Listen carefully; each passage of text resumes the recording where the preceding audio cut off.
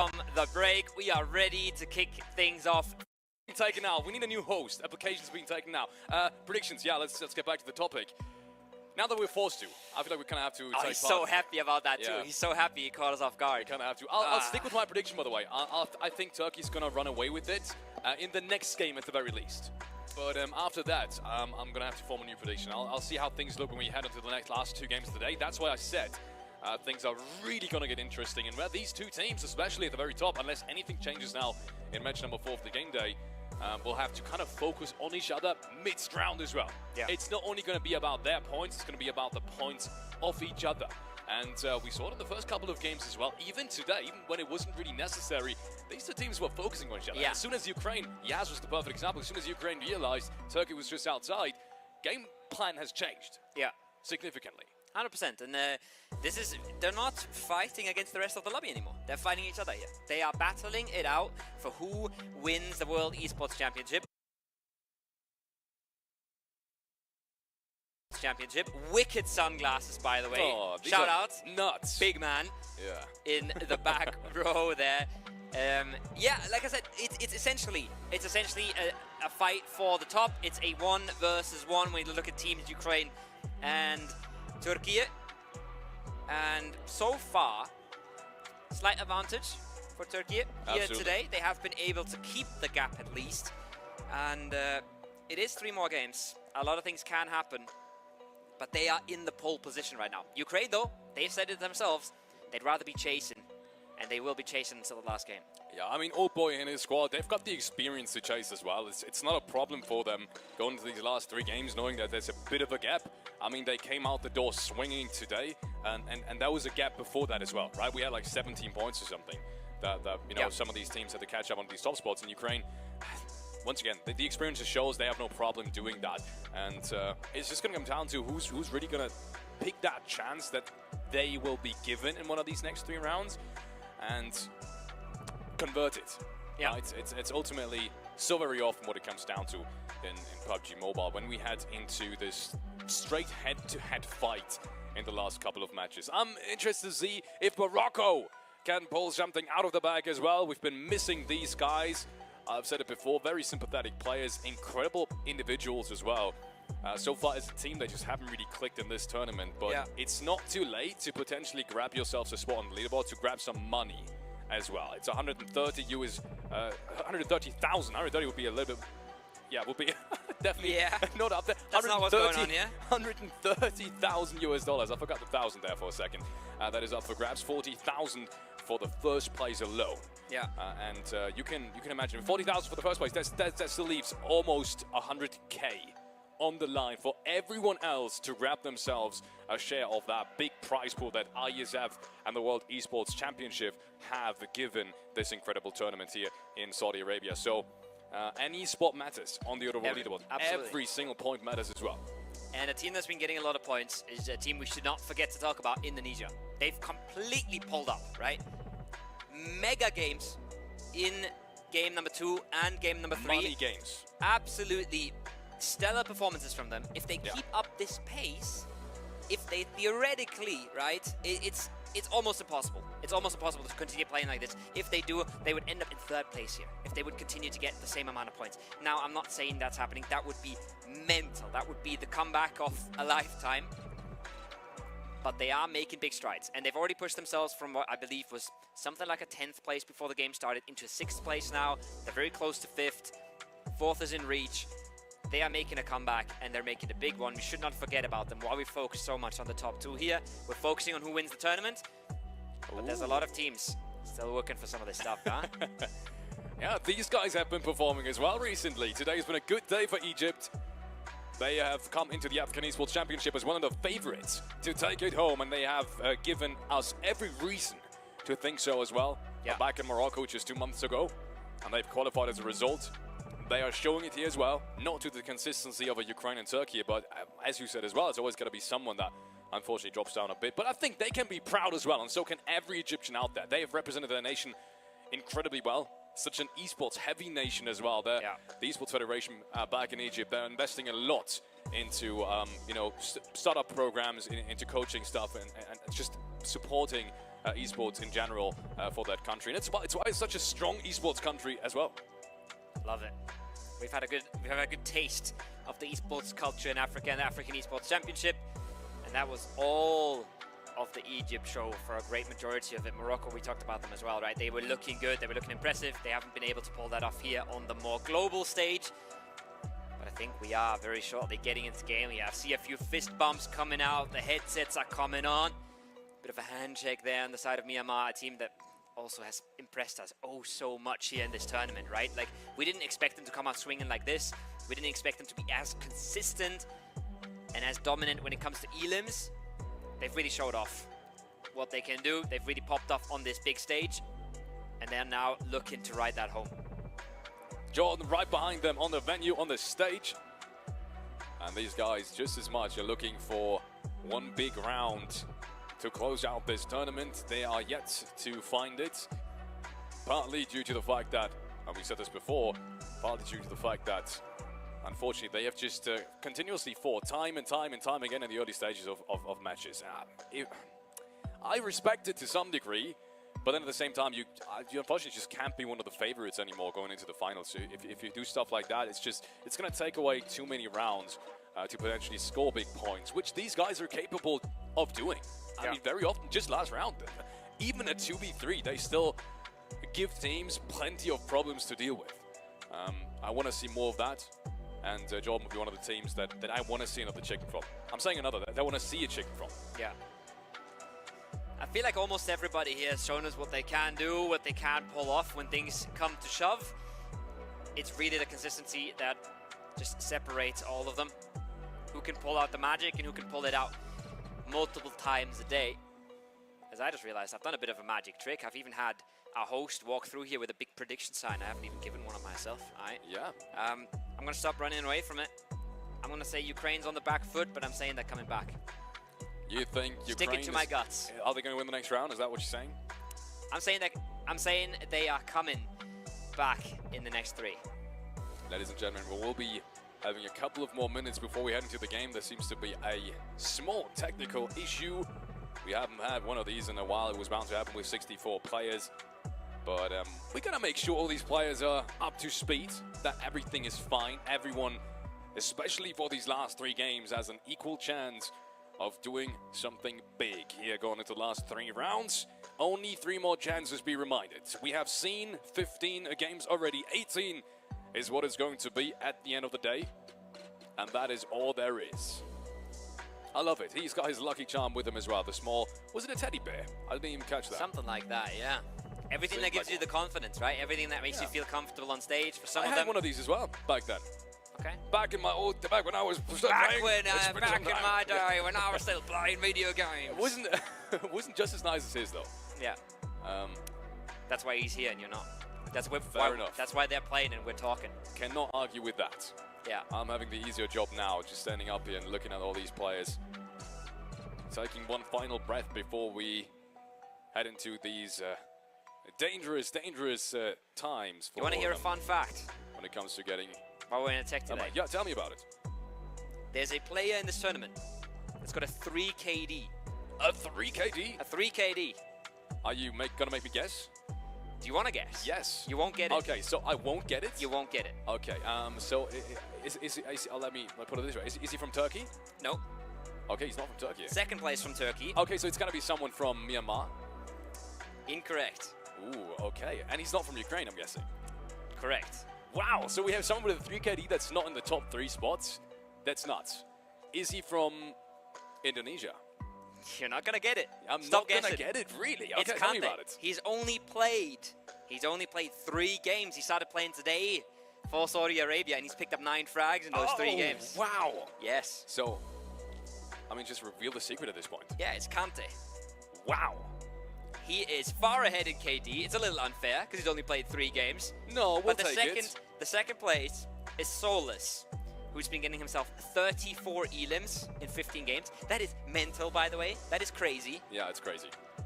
But his KD is only 2.27, so numbers-wise, I mean, theoretically... anything above 1 is like, okay. Yeah. Anything above 1.2 is like pretty good. anything 1.5 is Where's like the you're sunglasses? definitely having a really strong tournament. But getting 2 is completely absurd. That's just you're definitely having the tournament of the year for you.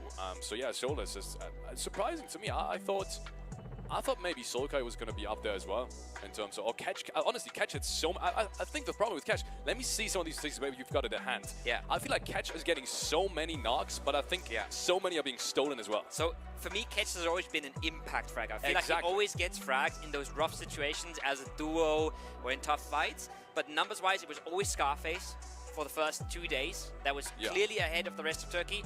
And now on the last day, it's been Soulless who's caught up. And then we have Myanmar, Lewis James. Yeah, I was about to say Lewis. That was going to be my first guess. Yes, with 31 as well, which is crazy. And then the Scarface with 31, and then Old Boy with 29. Yeah, Old Boy's been having one hell of a tournament as well, definitely. Yeah. It's especially tough considering if you're in a top team, you would kind of expect everyone around you to frag anyways. Yeah. So it's kind of, to some degree, it's tougher to have extra good stats. It's not tough to have good stats because you're obviously having good rounds, but it's tough to have extra good stats. So it kind of becomes tougher for all these players up there that have, well-performing teams anyways. So got to give it up for Old Boy and obviously Soulless, Scarface. All of these guys are having one hell of a tournament.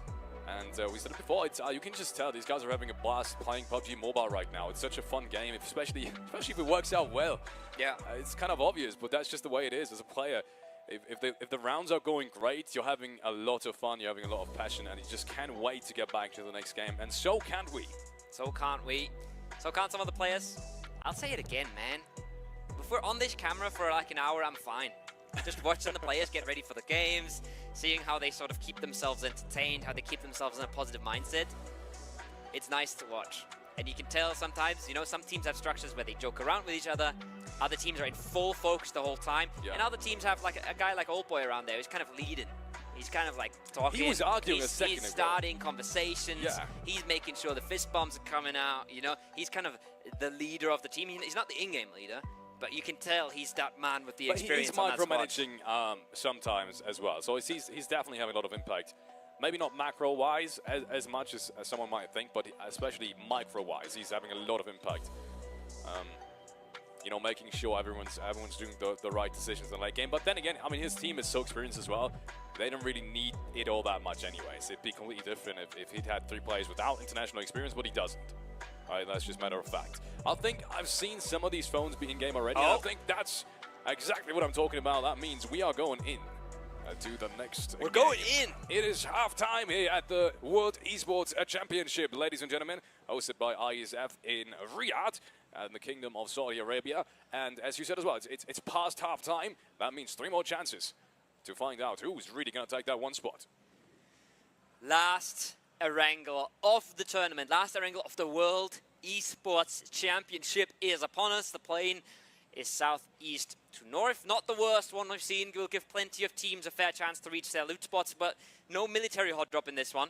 I'd be very surprised if that's what we see as we are jumping out of the plane. One thing I've been really interested about, Alex, as well, is how close Ukraine and Turkey loot to each other and how we basically never see them clash at their loot spots. Neither of them cares too much about ruining each other's games early. Neither of them has been going for sneaky plays, trying to run up to a compound unseen, try to pop a car, maybe pull up on a solo.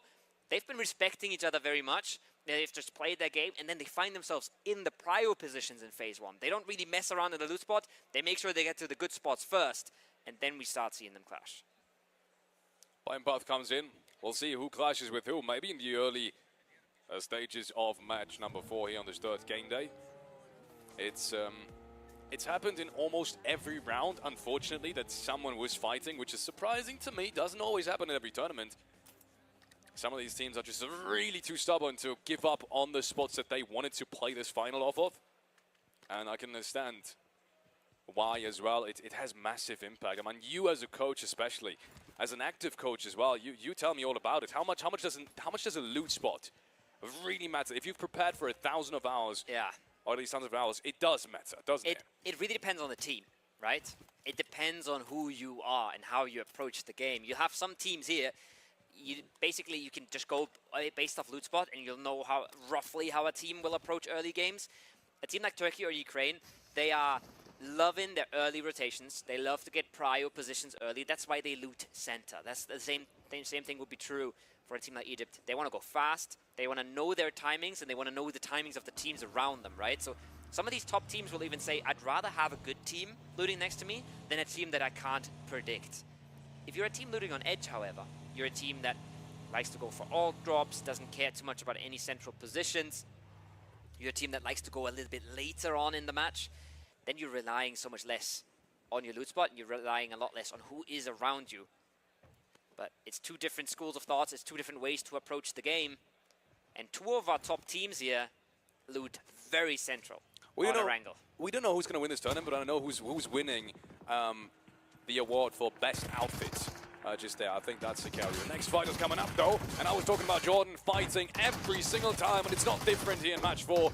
It's a quick trade, it's a quick double trade, actually, against France, who've been struggling to find form, who really need a big round as well. This is a good trade from Dudu, but there needs to be more. Just a bit more to take down Jordan. So far, no one has been flushed. This could be the first clean wipe coming up from France. They've secured themselves 3 frags, and they should be able to get both of these rests as well. It's going to take some time since Ragnarok is in the distance. It could potentially have sightlines, but now that I'm saying that, he is running back. So they'll get these probably relatively fast, and then they should have a vehicle as well to potentially chase Ragnarok. This is a good start. One of the first good starts for France. Yeah. Neptura is surely going to be happy about this. She's already cheering somewhere in the crowd, I can tell. And the thing is as well, right? We've talked so much about France having a rough tournament. They have scrapped their way up into, I think, as a 13th place now. And they're looking to do more work here as well. And you could say they would hunt this guy down. And yes, there they are. They're coming for him. They're not going to let him go anywhere. Ragnarok has shown some really good shots early game. But this is 4 guys in the car. They're flying out on all sides. No way they let him get a flush here. No way. He gets a second. How is that? No 3 way. bullets? No! Oh! What is that? Oh my goodness! What? Ragnarok, he's got 21 more bullets and a dream that's still left standing. Give it up for Ragnarok. What have we just witnessed? That is completely absurd. And just when we thought the France, I mean, we call an ambulance, I don't but actually not for me. Wow, I have no words for this. Sacre that is bleu. Yeah, that is crazy.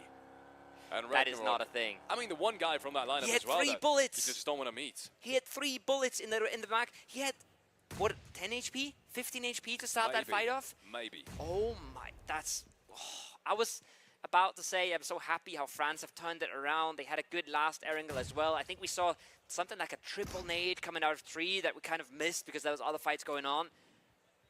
Yeah, that's... this game is not what they were hoping for. No. I don't usually actually believe in the Karsakos, but that situation right there might make me believe otherwise. That's completely absurd. That should never have happened. Endless there with a good nade now cleans down the last Chile player downstairs at least. But there is another country up top. And now you see these skirmishes, these types of skirmishes that you usually wouldn't see on match day 1 and day 2. But because so many teams are struggling and they need big rounds, they will start earlier to potentially secure themselves a couple of elimination points. And that's why you see Mongolia now striving for exactly that. 2 more players from Romania and 1 from Chile inside their compound. They've got the man advantage on every single one. But time and time again, we've been proven wrong that stuff like this goes clean. Shotgun in hand as well.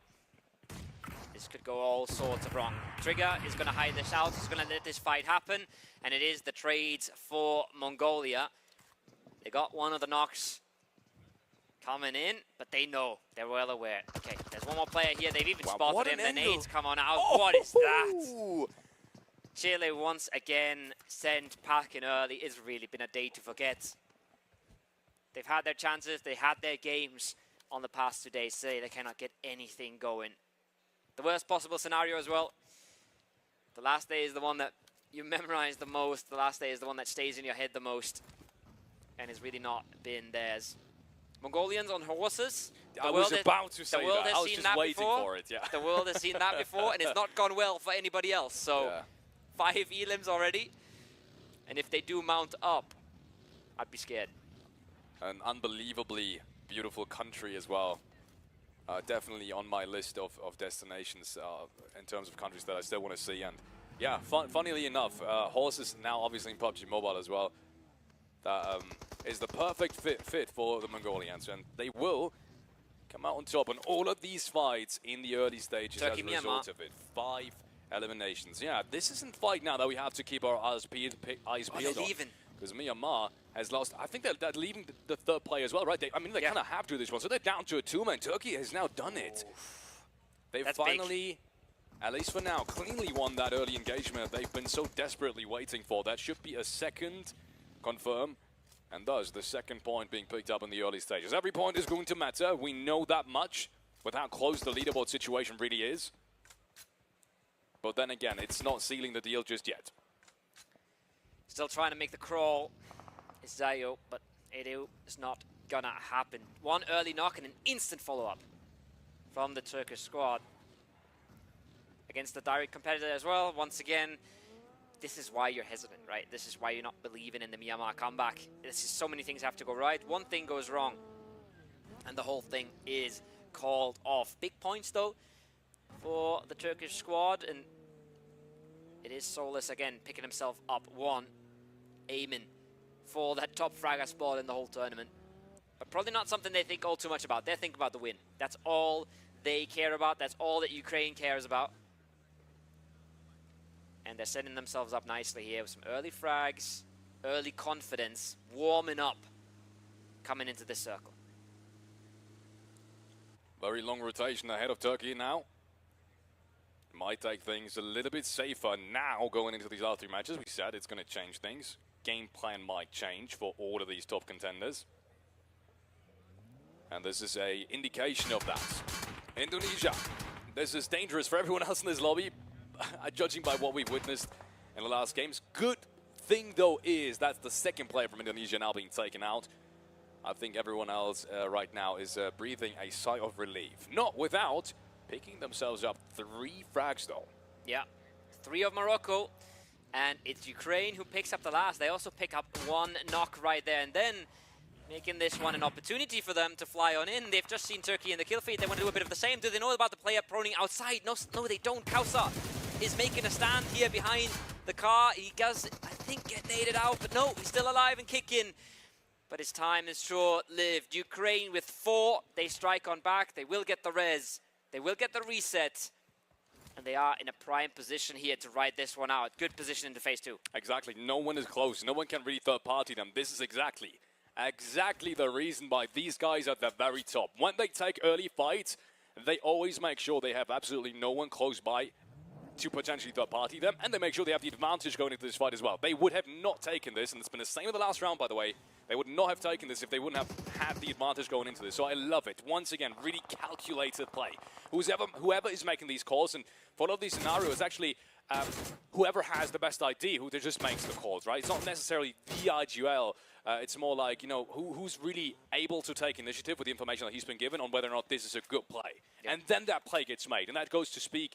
Oh, that speaks volumes about, let me put it this way, that speaks volumes about the experience these guys have between them and why these guys are at the very top of the leaderboard. So, once again, great pickup by Ukraine. Reminds me of last round, where, yes, they couldn't finish at the very top, but they once again had a great chance at winning the round potentially. I'd love to see them now flex out again, right? They crashed the compound, they won the fight, they've restabilized, and after you stabilize, you can try and extend again, get a little bit more space for yourself. But they might just figure that this is too much. They might just figure that this is enough as well, depending on where the phase 3 takes them. They'll for sure wait the extra 18 seconds. But I hope they're ready. I hope they're ready to take something else. I hope they're ready to take a little bit more space, because they should be given some if they get a beneficial phase 3. And I hope they're quick on their feet if they do have to move away. Egypt set up in the forest. They've had an eye on them. They've taken some shots, especially at vehicles. The circle does go south. And it does favor that mansion forest again. So Egypt, once again, in a power position here. But look at Turkey as well. They've got so much space for themselves right now. Yeah, lots of space being gathered. Reminds me of that Indonesia play last game, where they just made sure that no one else was really having an access towards that eastern side. And that can be really dangerous, as we've said. And also, to add on top of that, we haven't seen an encircle that far eastern yet. So I think this is going to be interesting for anyone that has a late entry, because you don't really know what to expect. For anyone that's already inside the circle, you can kind of guess on what's going to happen, and even if you can't, you can kind of prepare yourselves for it. But if you're on the edge, you have no. If, for example, if you're France or Bulgaria right now, you have no idea how many teams are really going to play that edge. You have no experience to draw off of Look at the in a lobby where you don't really know your enemies as well as you'd normally expect, like in I guess, in a professional league. So this is going to be interesting. Egypt has now been breached, not to take away from this fight, and Kyrgyzstan have a good chance now of picking themselves up a couple of more elimination points. They got a drive-by in as well. They flew into the compound, instantly got the second knock onto Egypt, making this one hard to defend. Kyrgyzstan has finally realized, hey, we got to play for big games here. There's no point surviving in a dip. We've got to take some aggression elsewhere. And the only knock that's come toward them so far is a third party. That looks like a good nade, but it's instantly traded on as well. Effect is on a sliver of HP. If Suxi gets one in the window, that'd be amazing, but he's trying to clear the balcony first.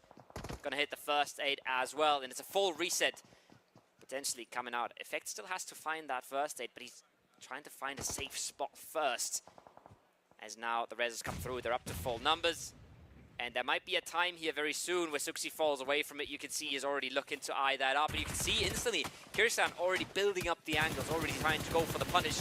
As on the other side of the map, Turkey is able to benefit here from a fight. They can third party from range. They might get themselves some frags here as Bulgaria is squaring off.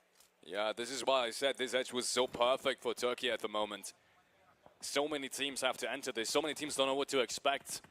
And that is going to result in a couple of frags for Turkey. I know that for a fact. They will not let this edge rest. They know if they clean this up, if they don't let anyone get anywhere close, they have so much space to draw off of and potentially keep on going in the next couple of phases. Now Arthur now has to defend. He's getting traded. I was worried there for a second that the flash might come through, but Flyke is getting picked back up, and that means Kyrgyzstan once more is able to get 4 eliminations phase 3 and keep themselves in the running for potentially yet another chicken dinner. They are definitely fighting back round and time again, but it always seems to fall short in phase 4 and 5. So I'm exceptionally interested now to see if Kyrgyzstan can do it this time around. At least this time they took the aggression, though. They took their fate into their own hands. They've been sitting around a little bit too much. They've been playing position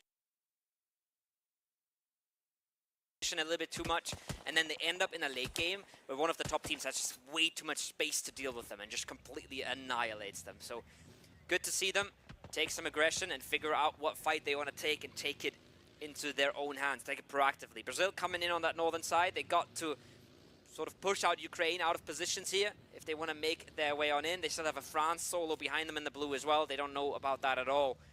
But they do have to make their way on in, and it's not going to be an easy approach, and potentially a chance for Ukraine to pick something up here. Potentially. Brazil definitely has the tougher road in. And I was surprised to see Ukraine stretching out that far in the first place, to be honest. Usually if they do have power positions, if they do have that hard cover compound, then in phase 4, phase 5, they do tend to just stick together, make sure they don't lose anyone, especially now that they've had a fight already in the round, and they've cleaned it up really, really nice. But they have made their way back.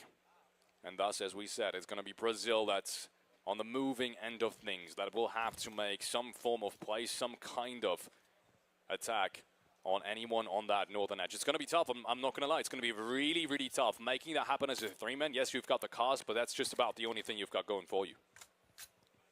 I really like it, though, from Ukraine, because they are sitting 4-man in one compound. It's not a compound with super easy crosses either. It can be hard to get out in the late game.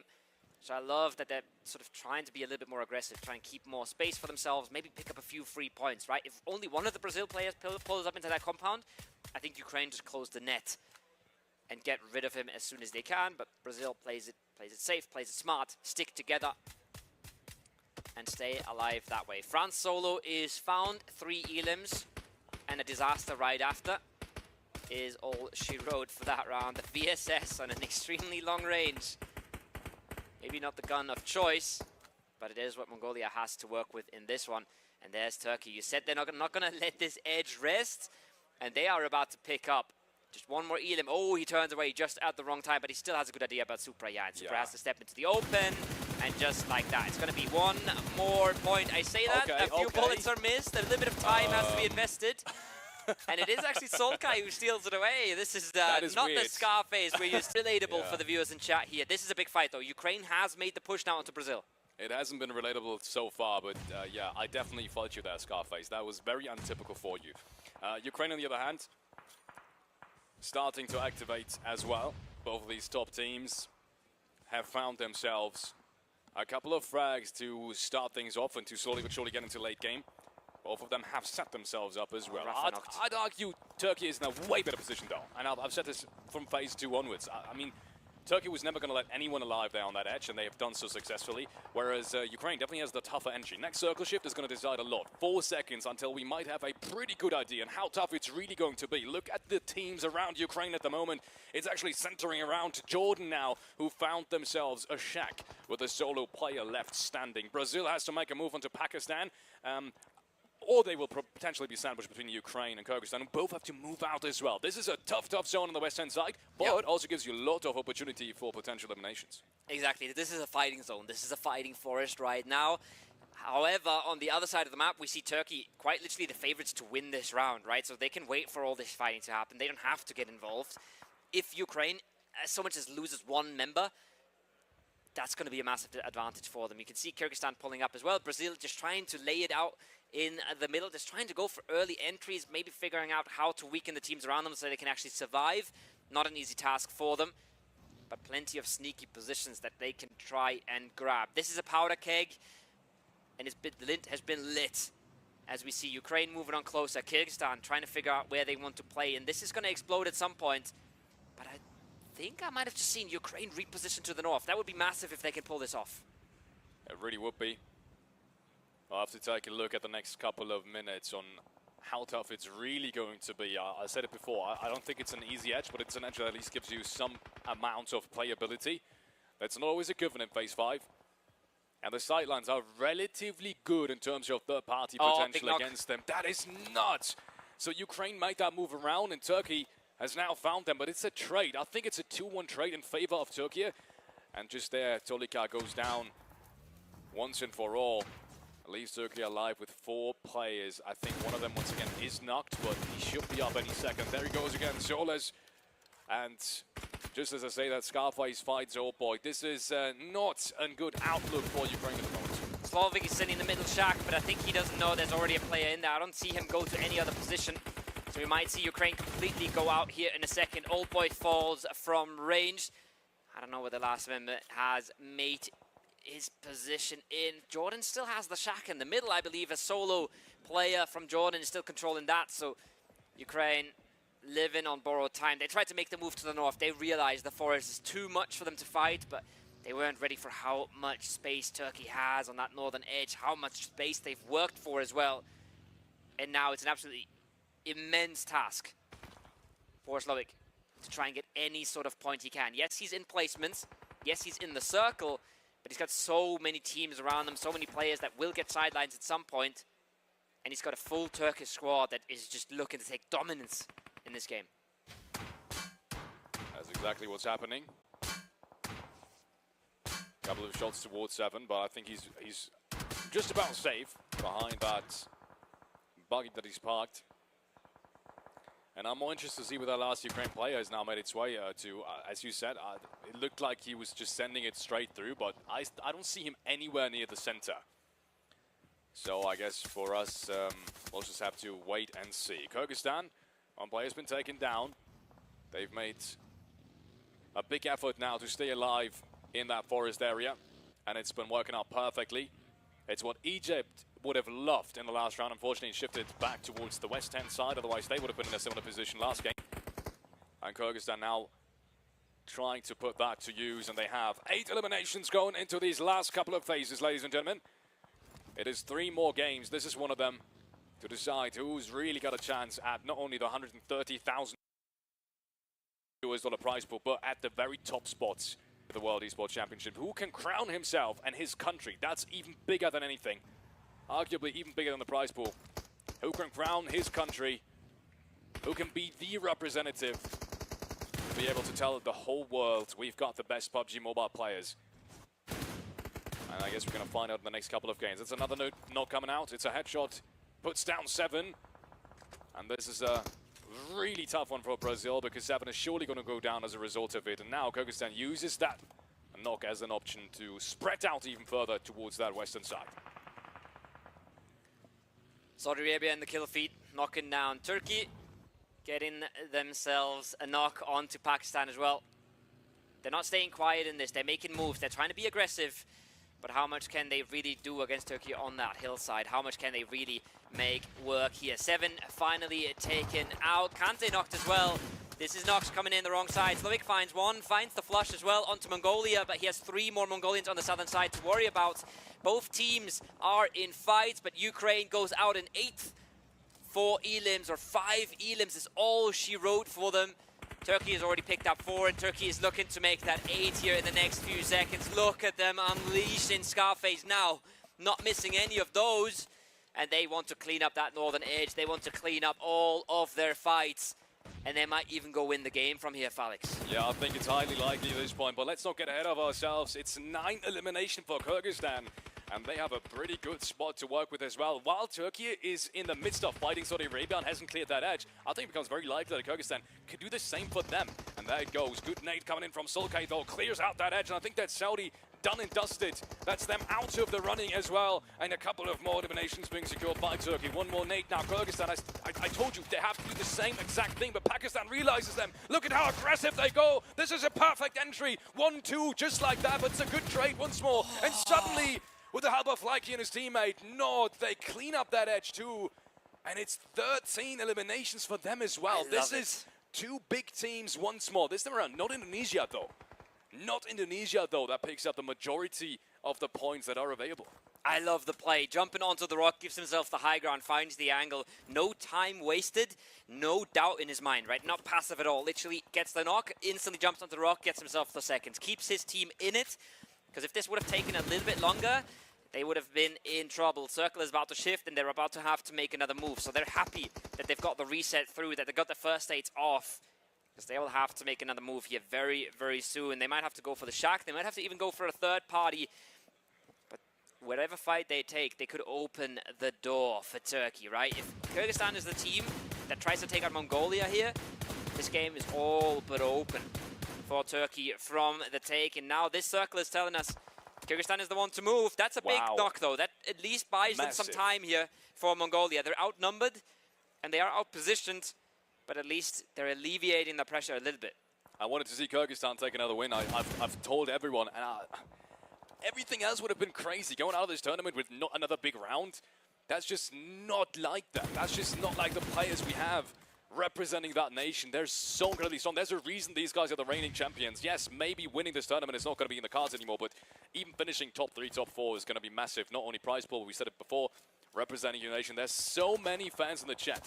So many fans, yesterday, especially the day before, that have been cheering on these guys. It was full of Kyrgyzstan flags. So shout out to everyone supporting. You guys are keeping these guys going, keeping these guys alive. And we know how much it means to the players as well. Seeing that support in chat, looking back at the bots, and finding yourself just that tiny bit more strength for the upcoming day. Making the moves onto the road. They're not getting super aggressive just yet. They're just trying to survive for now, but they're posing a big issue to that Mongolian squad. There's the knock coming in. It's 1 onto Mongolia and 1 onto Kyrgyzstan. Things working out nicely for the Turkish squad from the top, from the high ground. They're working this slowly but surely, closing out the angles, making moves into the zone. I'm not sure how aware they are of the solo in the shack, who now starts to unleash, but doesn't find a knock for himself. So that should be short-lived of a distraction, but it keeps the Turkish squad at bay for now. Good shots coming out from Kyrgyzstan once again. This circle is probably going to close without any more casualties. But after that, it's all going to come down to who's got the better sidelines, who's got the cars parked just a tiny bit better, who's got the more utility as well. And Turkey, they haven't lost a player. Essentially, they haven't gotten a player even down throughout the last 10-15 minutes. They've got a couple of crates to work with. They should have the utility advantage. We're going to find out in just a couple of seconds. 30 to be exact, until that zone closes. It's really all up to Ragnarok. Can he ruin the game for Turkey here? He's got a good angle, but his angle is very predictable. He only can peek out of the door. It's an easy one to pre-fire. Okay. And that's a pre-fire around the smoke right there. Scarface lets it rip. Takes one down. That's a hard risk to get as well. They don't even want to cross back on that road. They're at least going to let him bleed for a little bit while they get the smokes deployed. But even if they do res him, it's going to take a whole lot of time. Circles on their side, though. Oh, Sanhok finds one and brings it back, but Fly Queen, the meanwhile, has been taken down so low that he bleeds out. Scarface is picking it up. That's the 9th elimination. Not quite there yet on the level of Kyrgyzstan, but they are slowly but surely creeping up, and in fact find someone else now. It's in fact being taken down by Mongolia. This is just a three-way fight all around. Sanhok, these are some massive shots, but it gets traded out immediately after by Mongolia once more. And it's just one player left standing, and that is not for Kyrgyzstan. Half of the lobby right now is just knocked. Everybody's just tearing each other to pieces. Ketched crawling for a crate in the middle. Ragnarok still alive and kicking, still posing issues for multiple teams here. Not just Turkey, but also for the Kyrgyzstan squad in the south. I say squad, it's now down to a solo. Scarface still holding on strong, and look at this, he's even knocking Mongolia all the way across the zone. Somebody take this man out, and there it is. Scarface finally puts him out of his misery. One on Kyrgyzstan, a 4-man Turkish squad, and a duo of Mongolia that try to stay alive in this. But how long can they hold on here, Felix? That's the question. I've been saying this is going to be a battle of nutrition, a battle of who's got the more utility in his inventory, who's got maybe 2 more smokes than the opposing side, because you can tell Mongolia is just holding on to their life. As soon as these fade, it might just be enough with the nade into the smoke. Solus takes him down. He's going to get spotted out by Nord. Nord surely he's going to be able to take him down before being traded out himself. But one thing's for certain, this is not being lost by Turkey. They will strike back, and they will find themselves another chicken dinner. And there it goes. Solus is even able to take down the last Mongolian player, and now it's just not unthinkable scenario if he makes anything work. Even a knock would be absolutely miraculous, and he's already being shot at, spotted out behind the rock, left, right, and center. Turkish players approaching, one more nade coming on through. Surely that's got to be the end of it. Peeks around the corner, he even takes down Solkay. How is this even possible? And also, that knight doesn't hit either. He's down to 10 HP, but he gets the first nade through cover. Wow, how? He gets the first hit off, but there is the nade, and there is the last frag. Ketch is the one to close things out for Turkey, and they've just made a massive step to win in this tournament. There it is, clap, clap.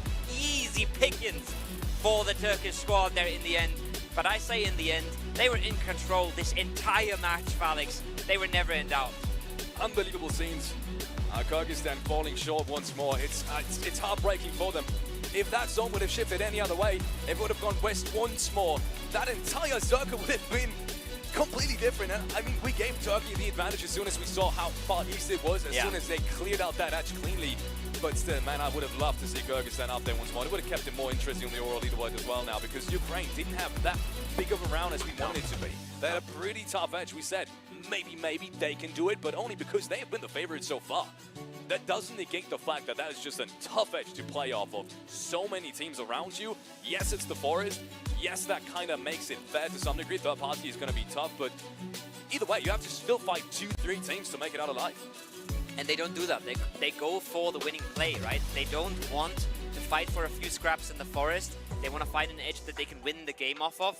Exactly. But they cruise into that edge, and it's just full Turkey lined up, waiting for them. Even third parties coming in from Saudi Arabia, but Turkey alone was just holding that down. They were not letting anyone in. No. And I respect the play, once again, from Ukraine. They're trying to go for the win there. They're trying to make a play that actually has a chance of getting them into late game. And I think it's the right decision, but they just end up under the wrong scopes. And now we're looking at 2 more games, and we're looking at a big gap. Turkey has just made a massive move to win this tournament. It wasn't just any game as well. It was a game, double digits eliminations. Yes. I thought Kyrgyzstan was going to run away with it just based off of how much they fragged throughout this round, but then Turkey came back and essentially got almost everyone. Yeah. That's the crazy thing about it. They found Mongolia on the end there when I thought Nord was surely going to pick him up, but he couldn't peek because his feet were showing. Yeah. Like, how unlucky is that in the first place? And then ultimately, he wasn't able to pick up anything else. So they just went out with, what, 12, 13 eliminations, and Turkey was at 8-9 before that until they cleaned the whole entire circle. Yeah. So they got themselves back up to around 13, 14 eliminations as well. So this is easily like a 24, 25 point game for Turkey once more. Now it's true. right? Now, actually, Ukraine has to hope for Turkey making some kind of mistakes or them circling them out like they've done in the last game. They have to go back to back, essentially. They are now... I wouldn't go that far. They do. We'll look at the overall leaderboard in a bit. We'll take a and look. You'll see. All right. We'll leave that to the analysts later on. But crazy moves. Crazy moves made from the Turkish squad. We also, like we talk about, right?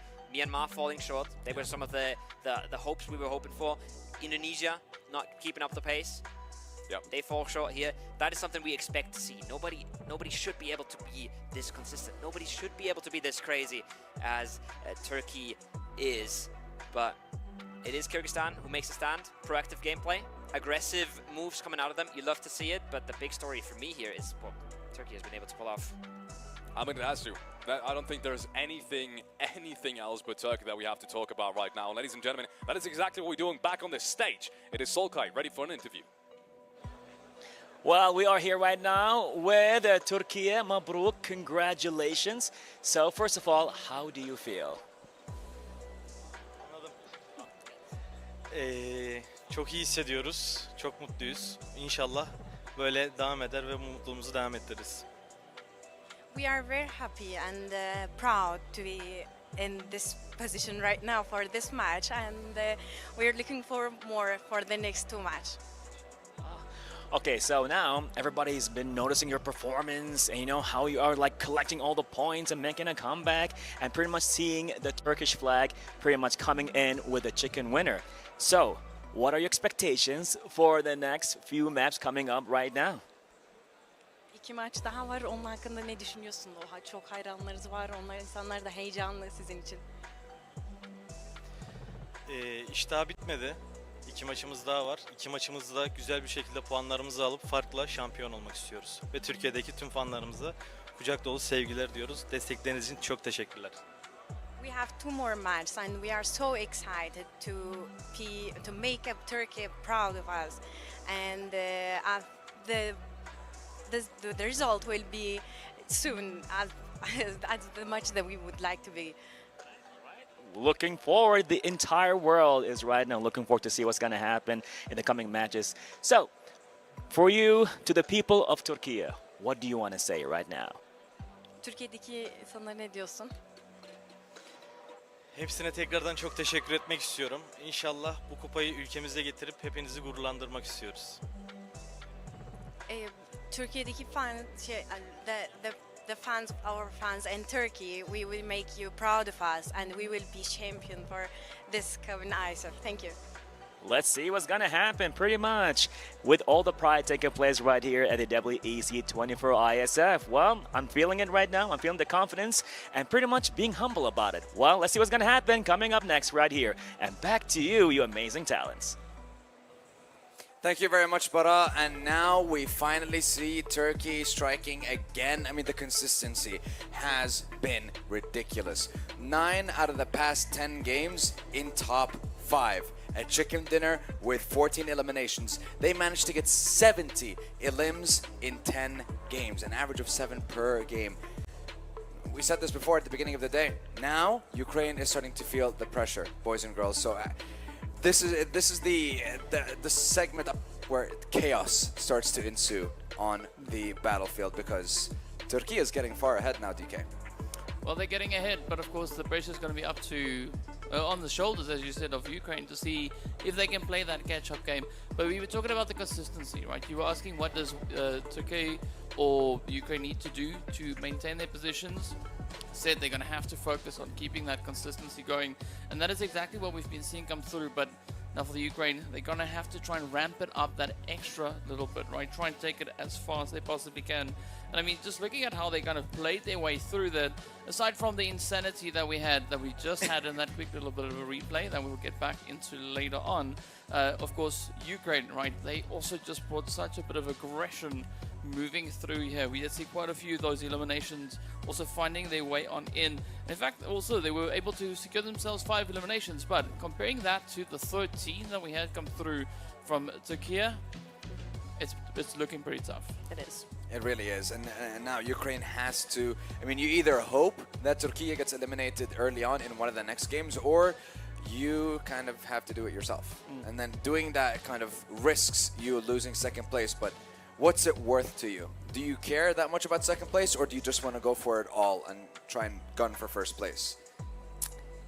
I would want to keep up with first place. If I don't think first place is as important when you're this close. When you have a team like Turkey actually going and running with it a little bit, right? I think at the end of the day, you don't want to jeopardize the placement you already have. I think the next best bit would be to actually be like, yeah, but we only lost first place by 10 points. Yeah. You know, rather than trying to go for it and losing by 30.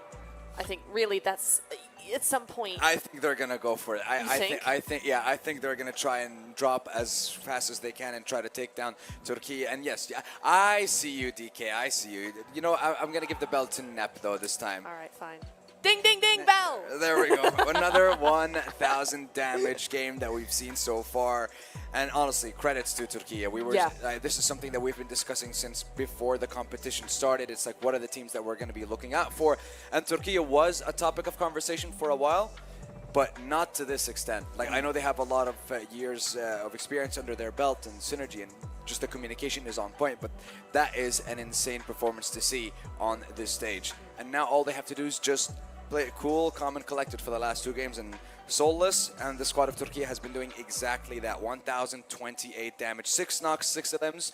He's keeping himself. He's not stealing anyone's eliminations, and he's not allowing anyone else to steal his either. No, I did notice, I think it came up in the replays as well, his aim and the team in general, the aim in this match was on point. I mean, they did not miss, and that's really hard to combat when you're up against a team like that who have the momentum of the zone, who have the momentum of the split, the control, and then you back that up with just immaculate aim. It's very hard to beat. I don't think you could. Plus, they were able to position themselves multiple times in the best place possible, I feel like in zone 5, 6, and 7. And it was just constantly in their favor, and they were putting themselves in the best position. And at the end of the day, they managed to get the chicken dinner there, DK. So I just want to see the overall rankings. Like, how big of a gap is it? Because it was, I believe, 13 points between first and second before jumping into game number 4. And now, with this, the gap is going to be around 30, I think, DK. Well, we'll find out soon Hey, enough. yo. But yeah, you gotta take a look at these graphs, right? I mean, as you can see there, Turkey doing what they were doing, but this is the other team that I wanted to talk about as well, right? Kyrgyzstan. Yeah. Right.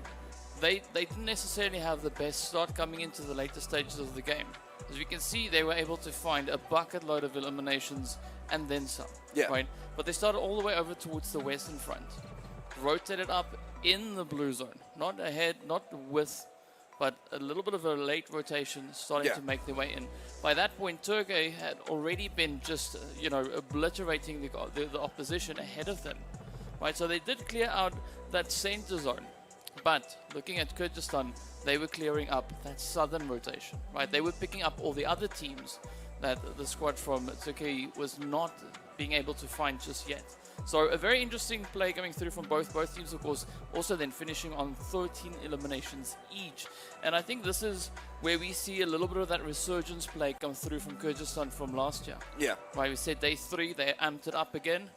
Seemed like they waited a little bit longer to ramp it up today, but still a ramp up nonetheless. Yeah, I think, but it's a little too late to try and ramp up to defend your title, especially with just the insane consistency. And now Turkey has reached 200 points. So Ukraine has to outperform Turkey by 15 plus points on average over the course of the next 2 games. How are you going to do that? You have to take them out early. Yeah. Because you already have a 41 point gap between you and Myanmar.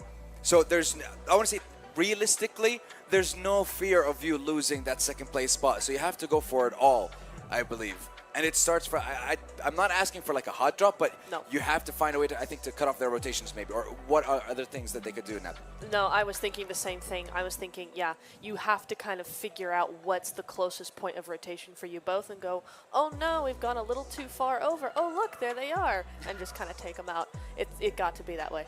All right, well, any predictions before we jump into game number 5 and our first Miramar of the day? Nep, I'm taking your prediction first. Ukraine. Okay, so you think Ukraine's going to fight back now? DK, do you think Ukraine has it in them? Based on what we saw yesterday, I think Turkey is going to be kicking some butt.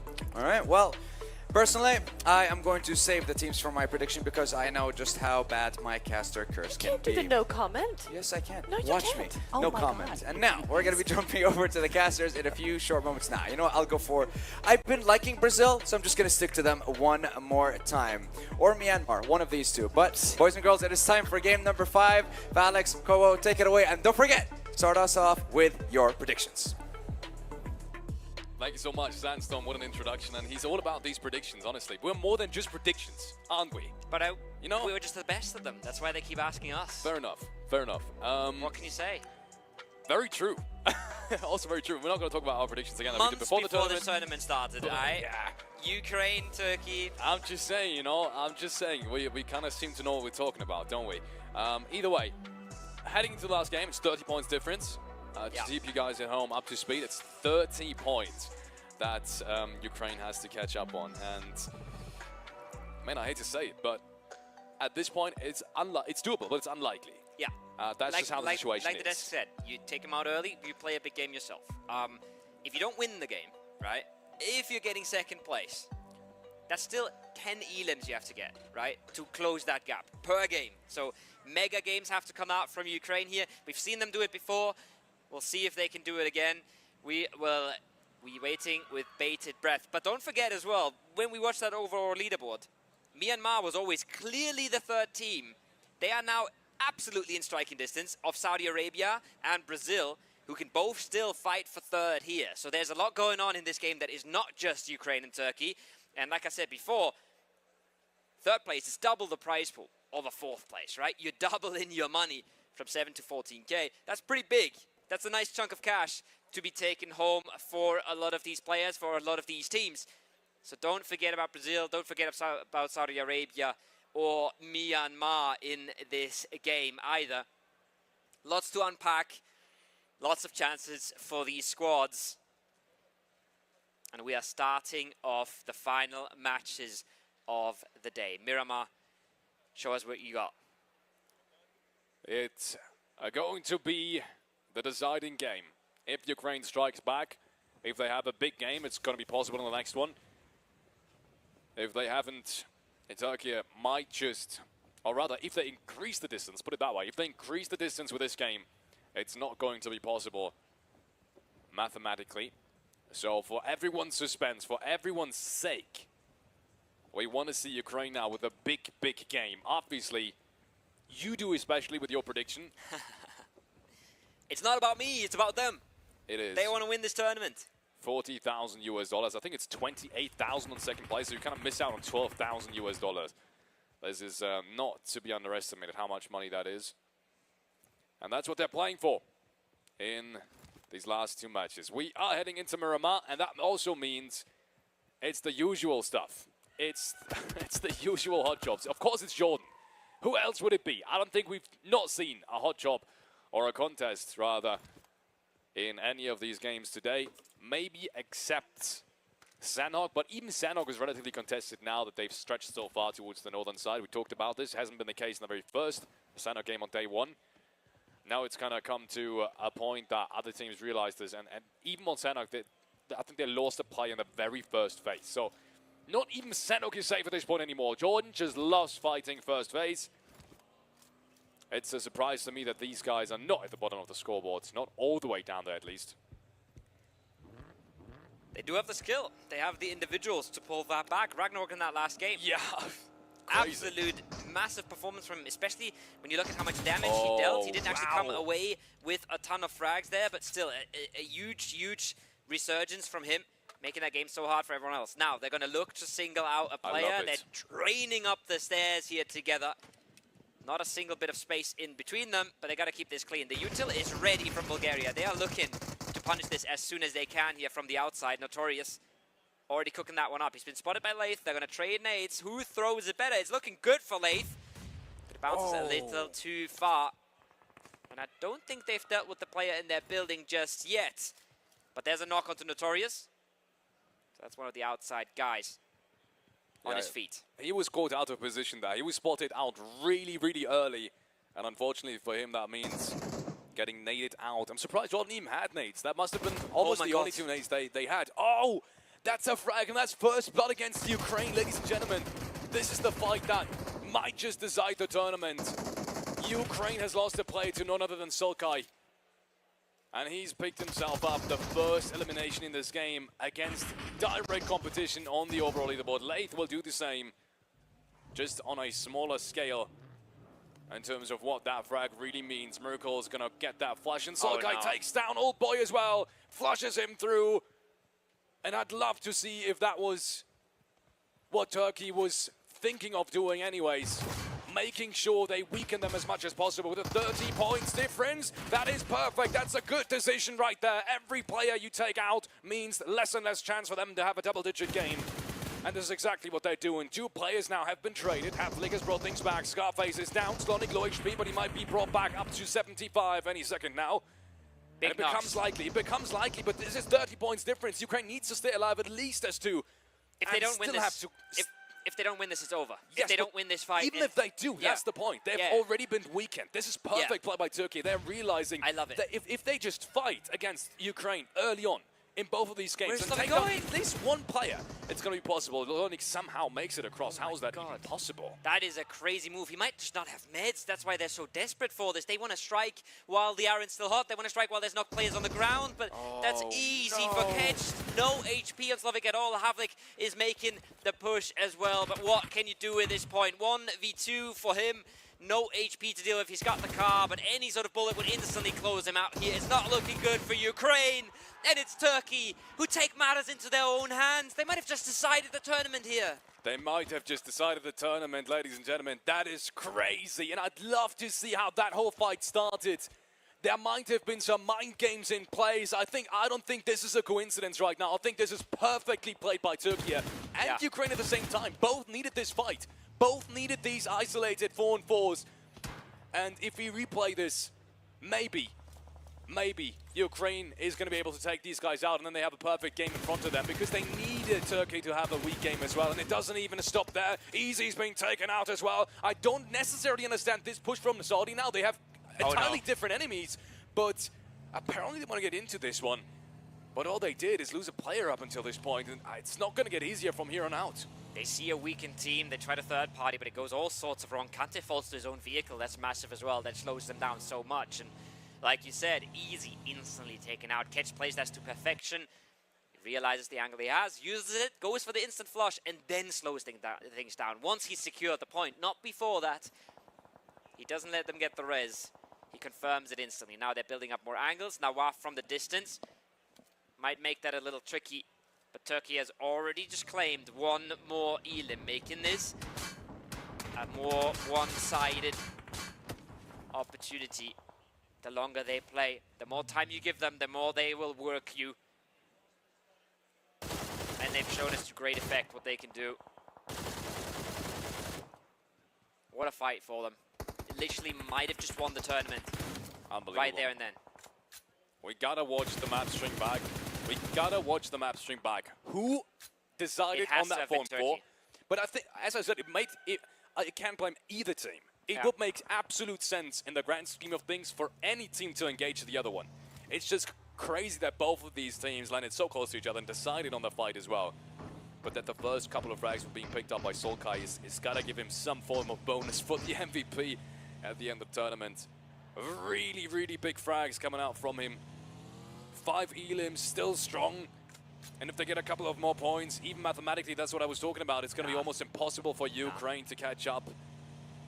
You're extremely sure. I wouldn't necessarily say I've seen crazier things, but I've seen things just as crazy as Ukraine still coming back and having a chance in this tournament. I wouldn't write them off just yet. But it really depends how this this remaining round really goes for Turkey. Because so many other teams, that's the problem as well for Ukraine now. So many other teams are fighting now.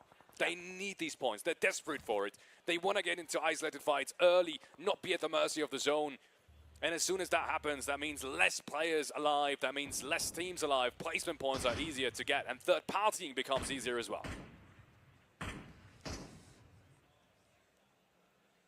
Zone's about to pop.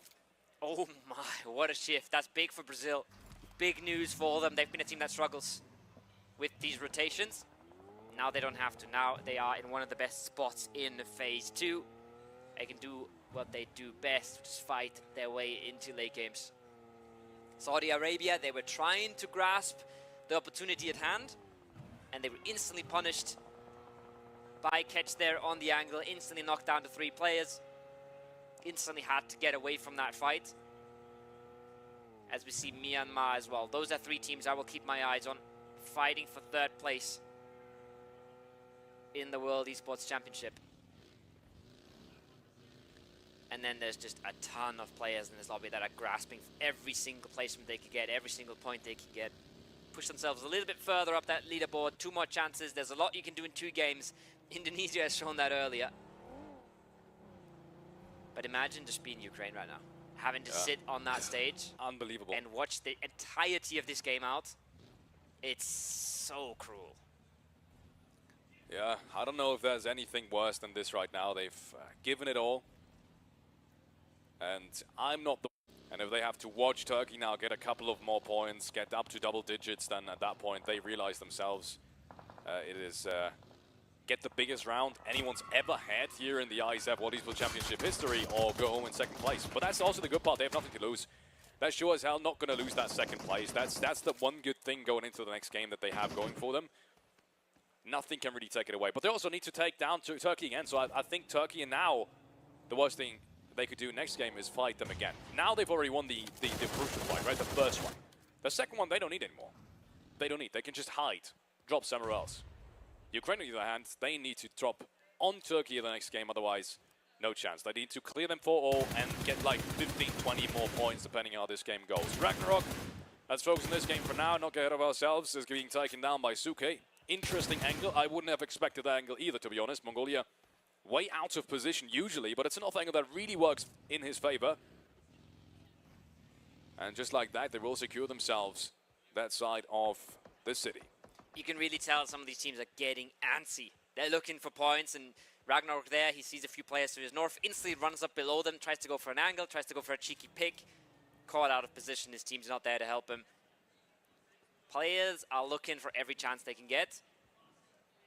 And a team like Jordan is not shying away from early fights. They take every fight they can get their hands on. And sometimes a team is well set up to deter whatever you throw at them. Phase 3 is about to pop. We are centralizing on Brazil on the high ground. I've said power position a few too many times in this tournament, but that is what they're holding right now. The only question for them is, do they group up or do they hold this 2-2 split on both sides of the ridge? But they are in one of the best positions to be playing this game out from. They see so much. They control so much. If they can just weaken some of the teams around them, get themselves in a comfortable late game, they should be a good candidate here for a 3rd place. They should.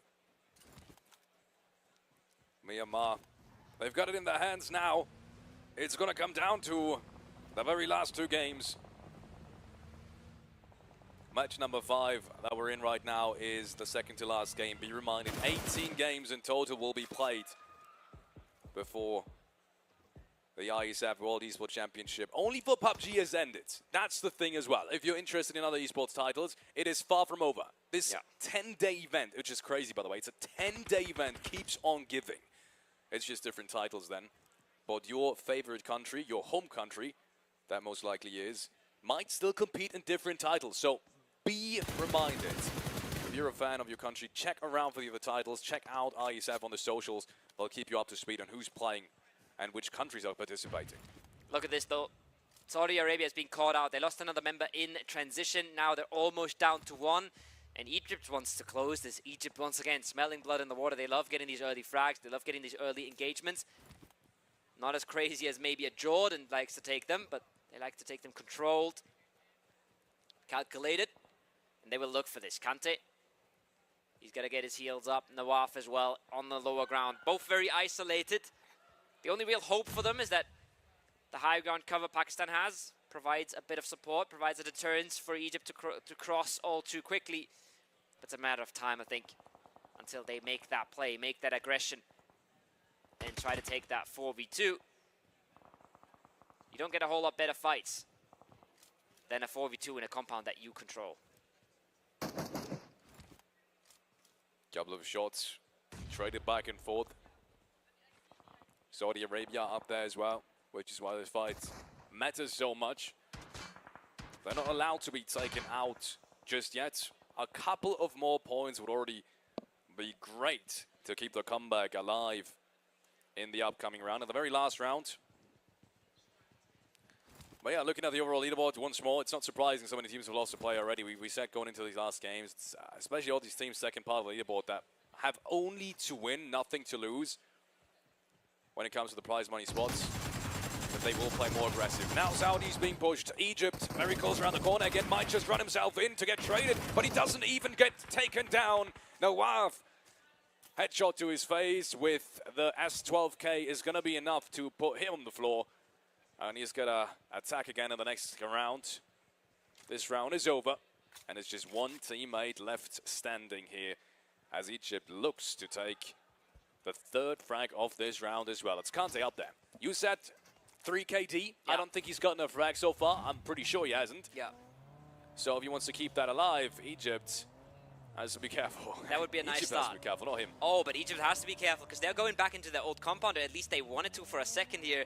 But I think they realized last minute that that's been taken by the French squad. They wanted to fall back and realized just in time that that's not longer on the cards. Good thinking on their part. Ketch finds another one onto Kyrgyzstan. That's an opening knock that might keep Turkey alive. I think they've already lost. They took a knock to the blue zone, but they have gotten that res back up as well on their eastern side of things.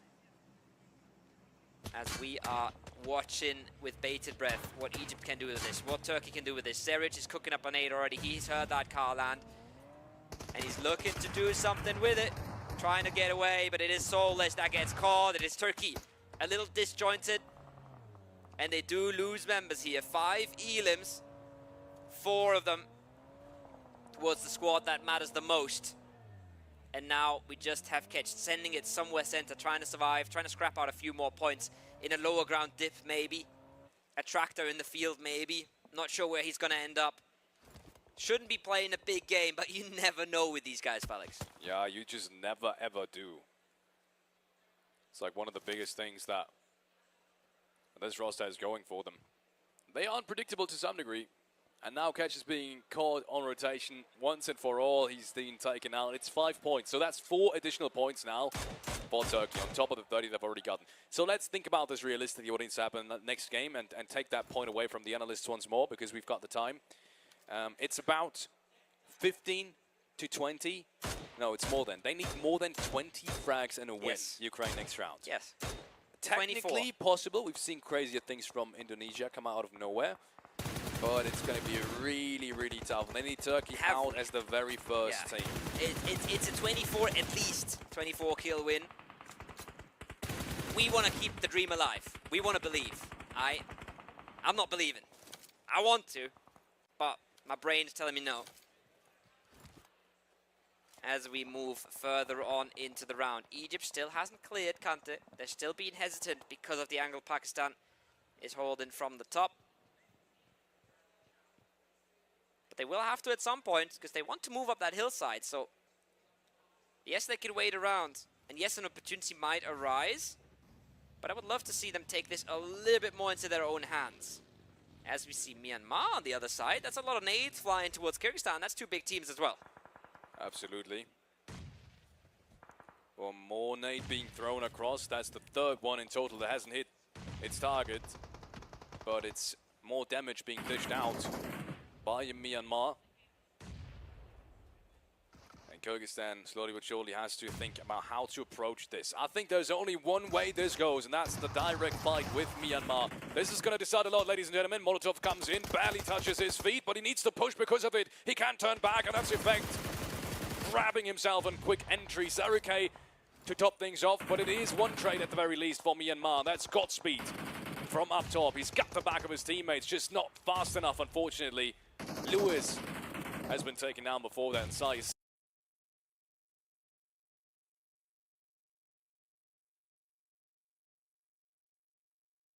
still knocked down on the ground. Pakistan from up top hits a crazy nade as well. I don't think he saw them even. I think he just anticipated his position And that is perfect, obviously, for Kyrgyzstan once more.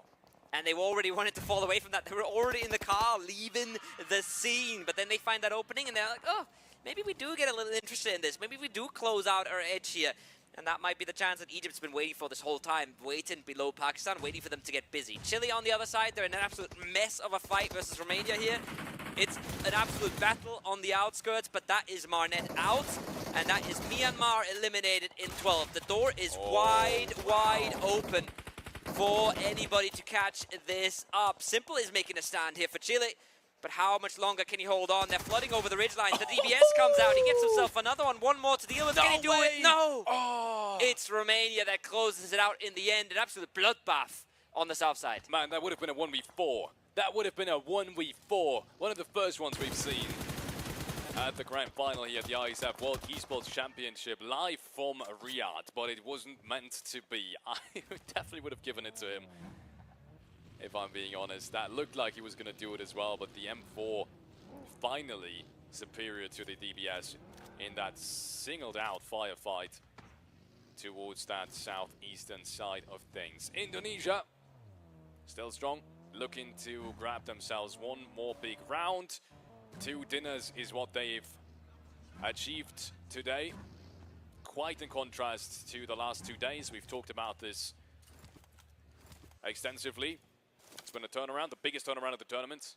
The biggest turnaround by far. We've had huge amount of Indonesian fans in the chat for these 2 dinners. Everyone has been cheering on them, has been proud of that performance. Hashtag IndoPride has been one of the most used hashtags in the chat. I've seen that plenty of times. And it's definitely going to add fuel to the fire that is Indonesia today. You love to see it. You love to see it come back on the last day. You love to see some fire in these players. Kyrgyzstan is now taking control. Kante finally cleared out Egypt. They took their time with it. They really waited for quite a while, but they finally decided to take matters into their own hands. Now, having to move up the hill, definitely next circle, very, very likely, with multiple teams above them, but there's Pakistan opening things up onto Zerich, and that is instantly traded on out. So it's a 3v3 on the hillside and an Egyptian squad that really just wants to third party this. The first opportunity they get, I think they're already making up the moves. Again, it's already running up. This is a beautiful opening for the African esports champions. Exactly. Look how close they are. They're just waiting for any Pakistani to go down. They're just waiting for any Kyrgyzstan player to lose his HP advantage that they have right now. But in the meanwhile, well, things are looking quite different. Sanhok has been revived, and Egypt, the Egyptians, they are turning around. How is this happening? And suddenly they find one of the Pakistani players now, Shamir, who's had an incredible journey in this tournament as well. He's been one of the key fraggers for them. And there's more shots now coming on through. Randy takes down T24, and he has also hit the ground as a result. No chance for him to get picked back up. Shamir now being picked by Egypt too. That's the 4th point in total. Solo leaf eliminations as we head into the top 8. Oh my god, what a nade. What a nade to melt the HP of Nord. He actually falls to Brazil from afar, but the nades from again are doing this. He's found the opening onto Pakistan. He's now finding the damage onto Kyrgyzstan as well. But effect taken out means the door's wide open here. He's running in with the DBS. He wants to take them all. He's jumping over them in the smokes. The man knows no tomorrow, but he's out of bullets now, instantly traded. This is not what Egypt wanted. They wanted to third party this, but they've put themselves in the middle of it, Felix. Absolutely. Saxi, he tries his best, but Pakistan comes out swinging. And Goku is able to secure the last 2. That's definitely an upset in my books as well. Look at the sliver of HP he has left before he hits the first 8. Before he's able to regroup and reconsider his options. But wow, what a turnaround. Out of all these teams, I wouldn't have expected Pakistan to come out on top. No. Because that edge is heavily fought. That they were in the worst position too. Fought. Now it isn't anymore. They were in the middle of it all. Yeah. They were taking knocks from range. Multiple teams coming in, right? Remember, even Indonesia, Brazil, exactly. Everybody was teaming up on them. But they slip on through the cracks, and Egypt goes a little too hard on Kyrgyzstan, maybe. You can't fault them for wanting to close out that fight. They are on a clock, but they end up in the middle between everything, and they end up taking out. It's a hard balance, right? Confidence and patience. And it's a little bit too far on the side of confidence. We talked about Brazil in phase 1 here. We said they were in one of the best spots once that phase 2 came in. and they still are. Picking up a few kills, few elims on each side of the zone with the DMRs. But keeping it slow, keeping it calm, collected, not risking anything just yet. Not risking more than they need to. Brazil, now that things have calmed down quite a bit, now that all these edge fights have concluded, finds themselves in one of the best spots in the circle, actually the best spot in the circle by far, let's be honest about this. This is a power position, in Kovo's words. There is no doubt about this. No one is really able to attack a position like this late in the game. It's open all around it. If you attack that ridgeline, you're gonna get seen not only by Brazil, but by the teams surrounding it. Everyone's gonna have sidelines on you. And at the same time, you're in deep circle center. You have absolutely no reason to move. You've got hard cover. If you get knocked down, doesn't matter. You get back up. So Brazil looking to overtake Myanmar now with this game. This is perfect for them once more. Mongolia on the other side is weakened. Even Morocco is weakened. The only team really having a potential here to do something about this, man advantage-wise, and in an equal fight would be Indonesia. Yeah. But they have so much to deal with as well. They have so much to deal with. Coming out of the lower ground here, Jordan is going to pose some massive, massive issues for them. And if they do swing north, they're in one of the most low ground positions. They're giving up all of the control they have. So hard situation for them. But the one team that can really challenge Brazil in this. Jordan, yes, they can play below. But they have to wait. They have to hope Pakistan doesn't get too many shots on them. They're outnumbered as well. Everybody's just looking at the king of the hill, and that is just Brazil all the way right now. There's another team being taken out. We're down to the top 5, ladies and gentlemen. It's the second to last round here at the ISF World Esports Championship. And even though that top-heavy leaderboard, as of right now, is heavily in favor of Turkey, it's not over just yet. Who's going to pick up the rest of the prize for the $130,000 that are for grabs? And it looks like Brazil has something to say about that. Takes down Carry Boy, long distance, Rafa hits the shots that he needs to. 7 even with a very unusual weapon at that point. With a Mini 14, tries to take down Marshall. He barely escapes behind the ridgeline. He tries to take on Indonesia all by his lonesome. But that doesn't work. Obviously it doesn't. These guys are unbeatable today. And they will find the third elimination only. I gotta say only. Yeah. So far. Quiet game for them. Picking up a few solos here or there, but well read as well. Realizing the Moroccan player has to walk their way. They secure the elimination point, and they regroup into the northern edge. Now, they've come into a survivable position, and they will wait. And they will wait and hope that the compound gets contested. Hope that Jordan has to make a push. Hope that the king of the hill is busy enough for them to make a move. And that's the only thing that can go wrong for the Brazilian squad, is that they get approached by 2 teams at the same time, and everybody around them has to work for that as well. They have to try and almost coordinate the attack.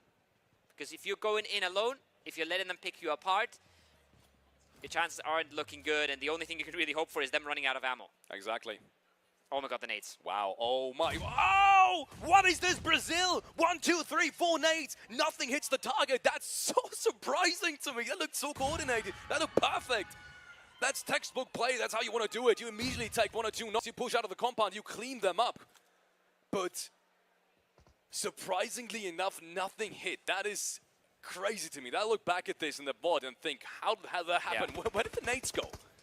Throwing nades downhill is so much harder than straight or uphill, because they will fly so far away from your target if they're just not perfectly cooked. And you could see it there. Like the timing, the decision making, perfect. They were ready for this. They probably talked about this beforehand and realized whenever they pull up, whenever they get close, we have to blow them up.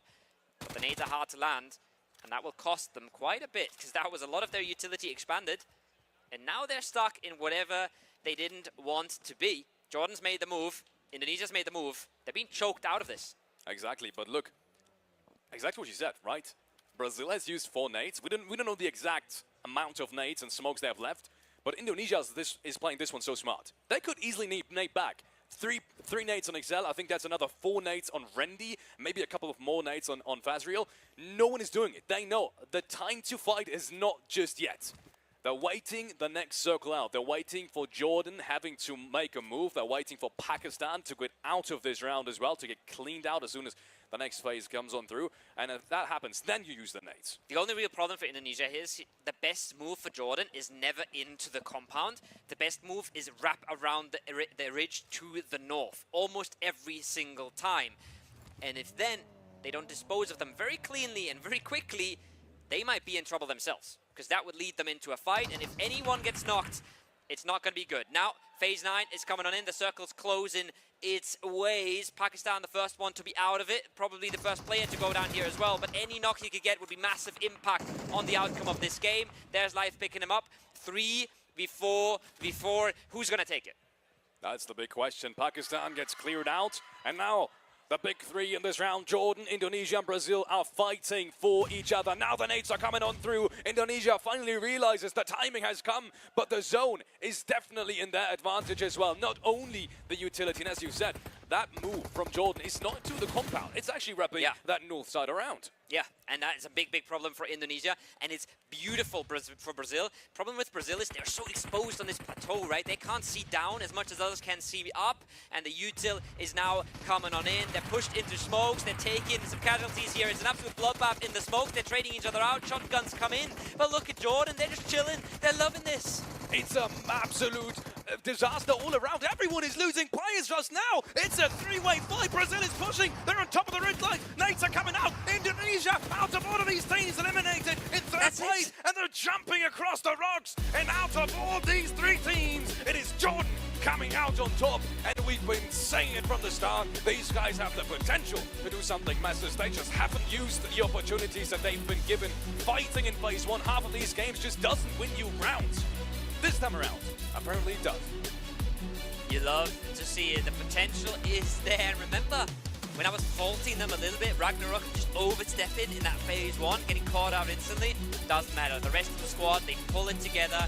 They know when to cut their losses. A slow game from the low ground, the correct moves in the end game. They just read that last circle perfectly. They know they don't have to go into the compound. They don't know they don't have to overstep into Indonesia either. They bide their time and they close things out.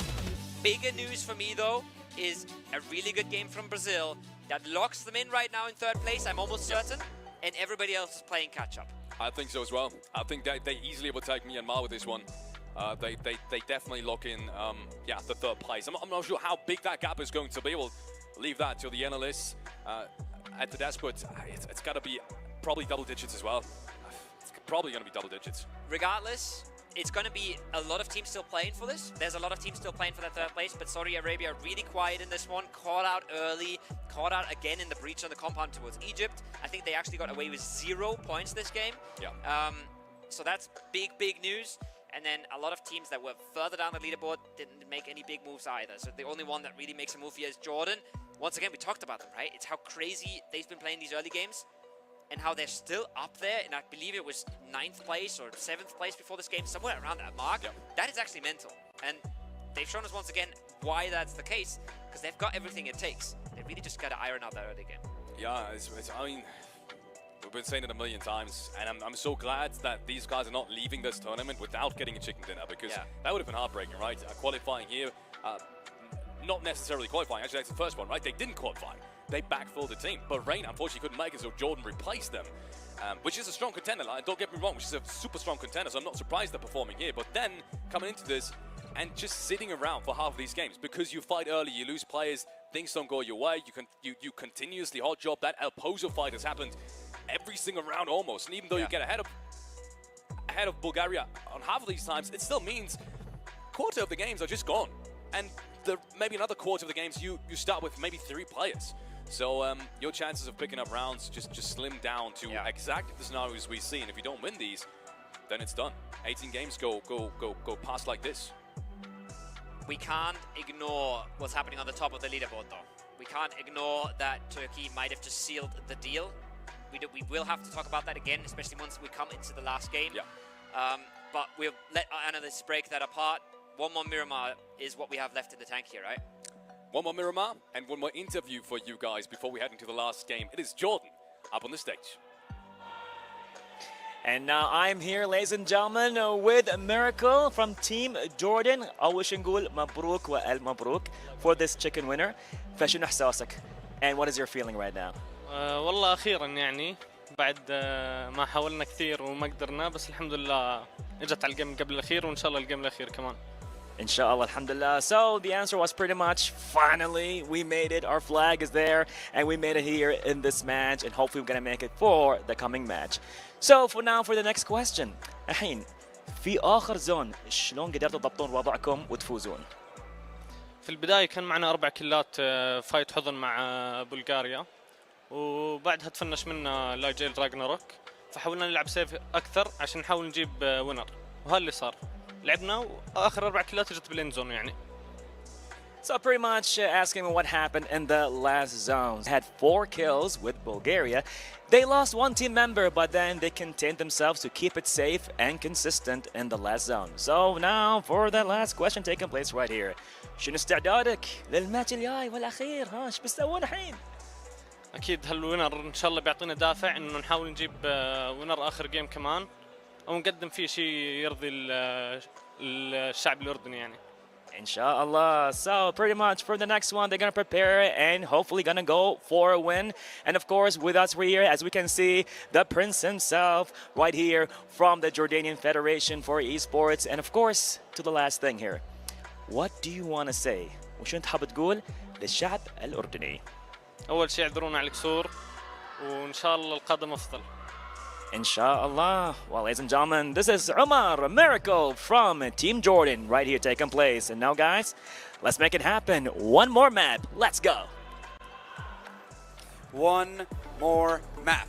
One final. Walking away with that trophy and getting the lion's share of the $130,000 prize pool for PUBG Mobile only. Turkey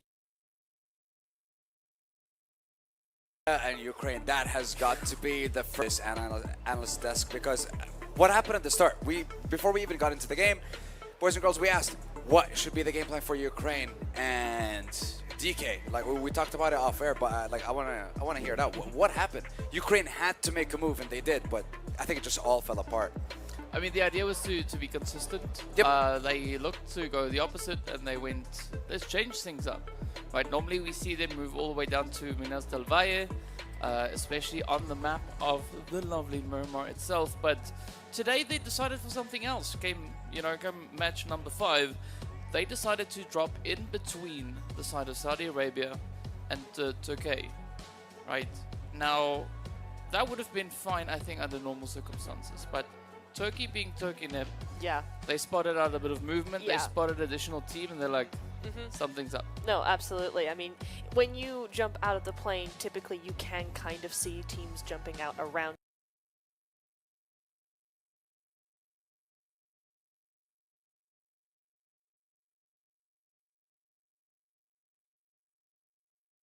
So the minute they spotted more than one team, they're like, I wonder who this could be. And it's the preemptive move on Turkey's part that really sealed the deal for Ukraine, because they put Solke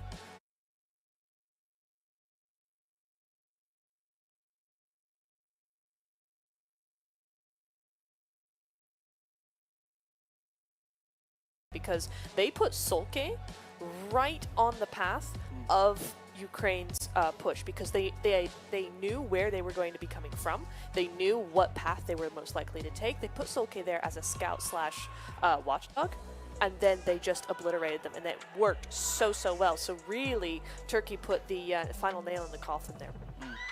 I gotta say, also, just looking at what we have right here, I mean, what a play this was coming through from Jordan. It really was.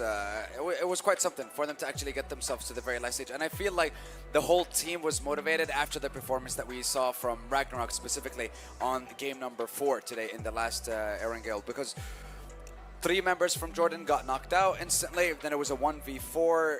Ragnarok left and then somehow came back, took down 3 members from France and managed to get the team all the way to top 3 in game number 4. In game number 5, now getting themselves that chicken dinner, definitely going to help put them back into that first page when it comes to the leaderboard. And now with 1 game left, everyone is going to try to come out with the best possible result and end in the highest position possible. And But I think at the end of the day, the focus is going to be still on Ukraine and Turkey. And going into Game 5, we talked about there being a 30-point difference. And now, with Turkey getting 5 eliminations and Ukraine only getting 1 with 0 placement points, that means that the gap is around 35 points. So you're talking about 25 eliminations needed, along with a winner-winner chicken dinner in order to take that #1 spot. Is that possible? I mean, it is, but that means that you have to hot drop, wipe a team, and then just constantly maybe play edge and take fight after fight after fight, and they have to be absolutely flawless. Yeah. We have to see a record-breaking game, not just a record-breaking game for this tournament, but a record-breaking game in terms of international PUBG Mobile tournaments. Yeah. So it's, I would say, like 0.0001% chance of success, but it's there. It's possible. There is a chance, but it's incredibly difficult because all Turkey has to do is survive. Yeah. Yeah, that's all they have to do. At this point, it's kind of like, it's last game. The gap, as you said, 25 eliminations to actually get anywhere close to Turkey right now. And that's with Turkey getting 0 points too. And that's with them getting 0 points, which I don't think we're going to be seeing, right? Not after the day consistency they've had. no. They're at an all-time high right now. You don't lose performance unless you get knitted out completely. Yep. You don't lose that kind of momentum that easily. It's just too difficult now. So, yeah, it's almost, I almost want to say it's game over for first place. I mean, I would like to agree, but it's like, not looking good. But if like anybody we can know. do it, it's Ukraine. like we know, anything is possible in Anything is possible. in these kinds of tournaments. And I want to look at this this graph that we have in front of us. I think this has been the most stacked one so far. Every single team. I mean, look at the amount of damage compared to the amount of eliminations that they've been able to secure. It's quite insane. And I want to say, like, I got close with my prediction with Brazil getting number 2. But now I want to say, like, there's a struggle as well between Saudi Arabia and Brazil for that number 3 spot alongside Myanmar. So that's going to be another topic for us to discuss. How are these teams going to work it out, and what are they going to focus on going into that last game? But you also got to commend the push coming through from Egypt. Yep. Again, right? Still picking up those 7 eliminations, continuing the consistency, and I think this is definitely a good morale boost, especially coming through for the Egyptian team. They might not have had the most insane day, but they are still able to secure some form of consistency, right? Yeah. I don't necessarily see them all of a sudden catapulting to the top of the leaderboard of the overall rankings, but they're still going to be able to secure themselves in a very decent position on that left-hand side. No, absolutely, especially after their day 1. Remember, you know, in day 1 they had 3 points for the entire game, basically, and now they've been able to, you know, get 8 points in just 1 match. So the consistency is definitely there after day 1. Oh yeah, of course, and it's always going to be there, I feel like, for a squad like that. But now let's have a look at the overall ranking and see what the impact of that last game was. Thank you for the drum roll, my lovely analyst. I love these guys so much. The amount that they're ooh, hold the phone. Okay, so multiple things to discuss here. Number 1, we have a 34-point gap between Turkey and Ukraine. So all you have to do as Turkey is just don't be bad. Don't die.